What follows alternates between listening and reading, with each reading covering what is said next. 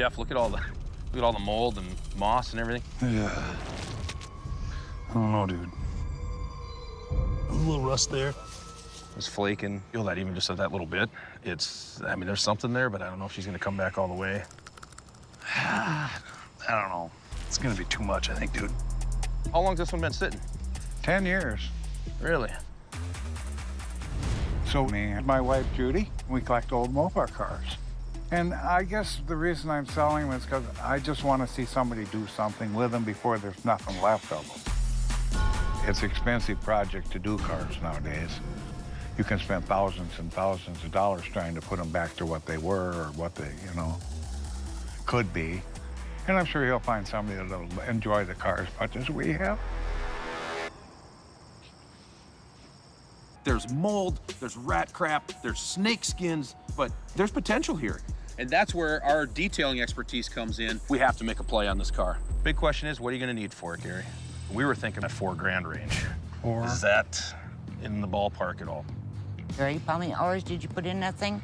well, it's got plenty of man hours into it. I bet. Of course, granted, all that stuff was done a long time ago. It's gonna have to be redone again, right? $5,000? 5. Well, I hate to do it, but I will. All right, thank you very much, Gary.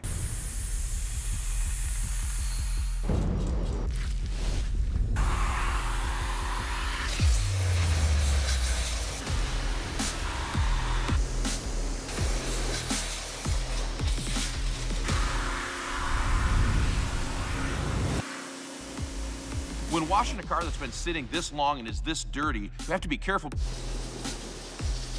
We don't know what lies underneath the dirt. Nice and slow, straight line. We don't know if there's flaking paint. There could be loose chrome. Now we're taking off. There we go. Paint flies off, you're going from a detail cost to a full paint job. We could be talking thousands of dollars, and I could be losing money just like that. Holy Here, What? come here. What? What? Look behind that tire. Where the hell did that come from? I don't know, it just started crawling all the I tire. swear we left them all at the farm, man. Maybe he's one of the ones that left his skin in there. You gotta be kidding me. Where'd you go? He's probably slithered back up into the frame rail or something. That's what I'm guessing. There he is. Hello, friend. Come here. All right, fella, here we go. Here you go, buddy. See, I told you he deserves a better home than the dang Duster, right? Now we gotta keep an eye out, make sure he doesn't have any other family members in there.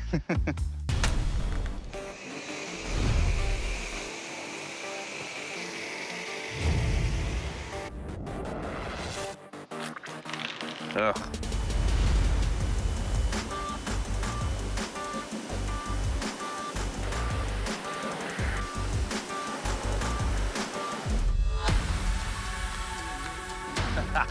That's awesome.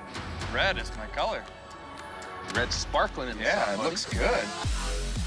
My team kicked it into high gear, getting this 1973 Plymouth Duster back on her feet. We got decades worth of grime, filth, and mold off and buffed it out into a killer shine.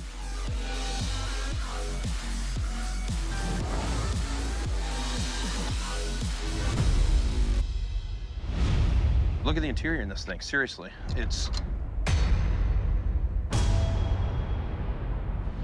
Ooh, that's nice. Yeah, the interior in this car is original.